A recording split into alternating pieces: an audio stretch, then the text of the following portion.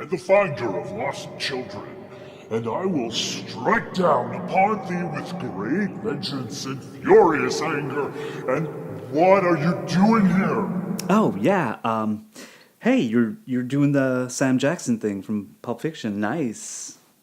Yeah. Thank you. Now, why exactly are you here? Oh, well, yeah, writer's block, and, but you know what? You just gave me a really good idea. Good. Now, go away. Let's get this show on the road.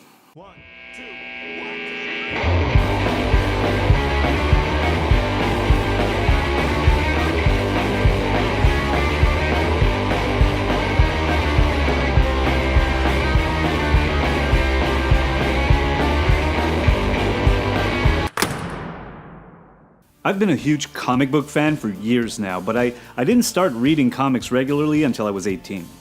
As a kid, I had an uncle that used to drop by the house or trailer a few times a year, and every time he did, he always brought along with him a large grocery bag filled with comic books. French comic books. At my age then, I had no understanding of the possible value of these old comic books, so they became dispensable. And I can't say that I was really hooked on comics. I liked to read almost anything I could get my hands on, be it fiction, non-fiction, drama, action, horror, it didn't really matter. But something happened just before I turned 18. I lost a friend, one of my best friends, and that was a loss I didn't know how to deal with. I missed him. I still do. I had to move on, but I didn't know how. Mark was as funny, passionate, and intelligent as anyone I'd ever met at that age. He had a way with words, he was extremely well-spoken, and he knew how to express himself. If he wanted to explain something to you, you'd have a crystal clear picture in your mind of what he was talking about. And throughout our many conversations, I realized that he himself left me the means to deal with this tragedy. He was able to give me something to latch onto, which helped me begin to process my grief. We had had hundreds, if not thousands, of conversations, many I still remember today, and there was one in particular that came rushing back to me only a few days after his passing. I was standing in line in a convenience store, waiting to pay for my drink, just looking around. And my eyes fell upon one of those comic book carousel dispensers. It was filled with all kinds of comic books, Batman, Superman, Wonder Woman, but there was one that jumped right out at me, Spider-Man. Standing in that line, I immediately flashed to a conversation that I had had with Mark. We had been talking about superheroes, and I had asked him a question. Which is your favorite comic book character? With zero hesitation, he said, Spider-Man. So I asked him, why Spider-Man? Mark went on to enumerate a dozen reasons why Spider-Man and Peter Parker were his choice for all-time best superhero, and there was actually no arguing with his logic. The one thing that stood out the most for me during that conversation was the way Mark described Spidey's suit. He went into so much detail that he had me absolutely convinced that Spider-Man was, without a doubt, the coolest and most awesome superhero ever created. After coming out of my daydream, I walked over to that carousel and plucked the latest issue of Spider-Man from the rack, went over to the counter, paid for my drink and my comic book, and off I went. As I was reading, I couldn't help but find all these similarities between Peter Parker and my friend Mark. Just like Spidey, Mark was witty, smart, caring, sensitive, brave, and courageous, and now I missed him even more. But I kept on reading. I went and picked up the very next issue, and the one after that, and the one after that, pretty much every issue ever since.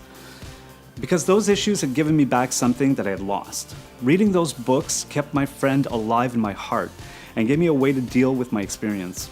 So thank you, Mark. You unknowingly planted the seed that would eventually sprout into the therapy that was able to help me come to terms with the loss of such a close friend. But I can't thank Mark alone. I must also thank Stan Lee, the man who co-created Spider-Man and so many other superheroes it's impossible to name them all without spending hours on the subject. Stanley Martin Lieber, his birth name, before he legally changed it to Stan Lee, came from a very humble beginning, to say the least. He was born in the apartment his parents lived in at the corner of West 98th Street and West End Avenue in Manhattan. As a child, he was influenced by books and movies, particularly those with Errol Flynn playing heroic roles.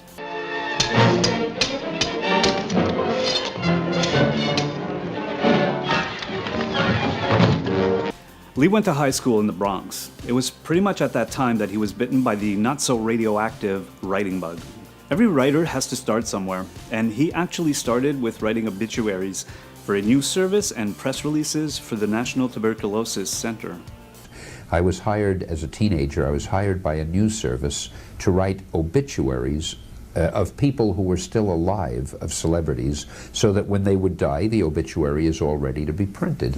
And after a while I quit because it got so depressing writing about living people in the past tense, you know. He eventually ended up working as an assistant for the new Timely Comics division of pulp magazine and comic book publisher Martin Goodman's company. Timely, by the 1960s, would evolve into Marvel Comics. Stanley Lieber made his comic book debut in 1941 with the text filler Captain America foils the traitor's revenge in Captain America #3, which incidentally was the first issue to introduce Captain America's ricocheting shield. It's also when Lieber began using the pseudonym Stan Lee. Lee later explained that he had intended to save his given name for more literary work.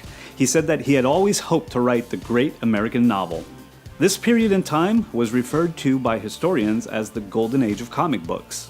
After serving his country in the Army, Lee returned to Timely Comics and became the comic book division's editor-in-chief as well as the art director until 1972, when he would succeed Goodman as publisher. And after you got out of the Army, you went back to the comic books. Yeah. What was your job then? Well, I was editor, art director, and head writer, and I kept doing that for about 20 more years.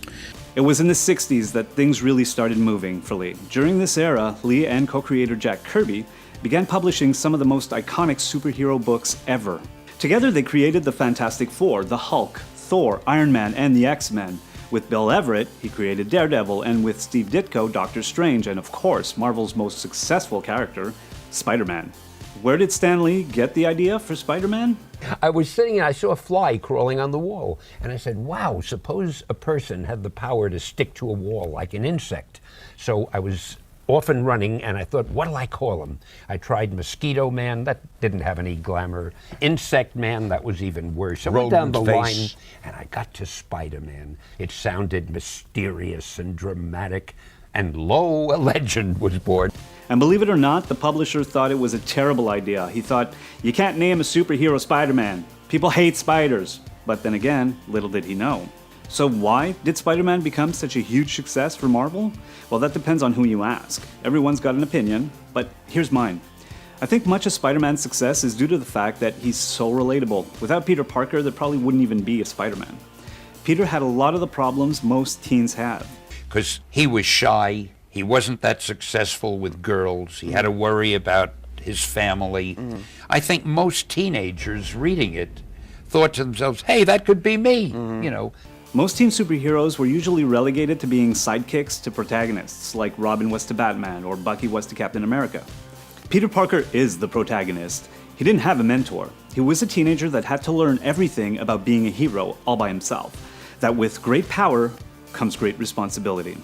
Another thing that Stan Lee did was ground Spider-Man in a relatable reality. Peter was from Forest Hill, Queens, in New York City. He wasn't from some made-up fictional fantasy city like Gotham or Metropolis. He's a New Yorker, and that was something that the artists could use to tell their stories. They could use the airports, bridges, buildings. All these landmarks that exist in the real world helped in the development of the character and his accessibility. And for these reasons, Spider-Man is one of the most popular and commercially successful superheroes. As Marvel's flagship character and company mascot, he has appeared in countless forms of media, including several animated and live-action television series, syndicated newspaper comic strips, as well as a series of films. Spider-Man helped me at a time when I desperately needed help. He gave me hope and served as a reminder to never give up. Reading books about a teen having issues that emulated my own when I was a teen was something that Stan Lee probably would have never guessed possible when he created The Amazing Spider-Man. So thank you, Stan Lee, and thank you, Mark. Thank you very much for tuning in, sharing, liking, and subscribing. Tip of the hat to our Patreon supporters. If you have any Spidey stories you'd like to share with me, by all means leave them in the comments below. It's always greatly appreciated. This episode was brought to you by JB. I'll see you next Friday. Thwip, thwip, thwip, thwip, thwip, smash! Thwip, smash! Thwip, slip, thwip, smash! Thwip, slip, thwip, smash! Thwip, slip, thwip, smash! Thwip, slip, thwip, smash! Thwip, slip, thwip, smash! Excelsior! Hey, that's called character branding, true believers. I invented it. Is that really? I said I invented it.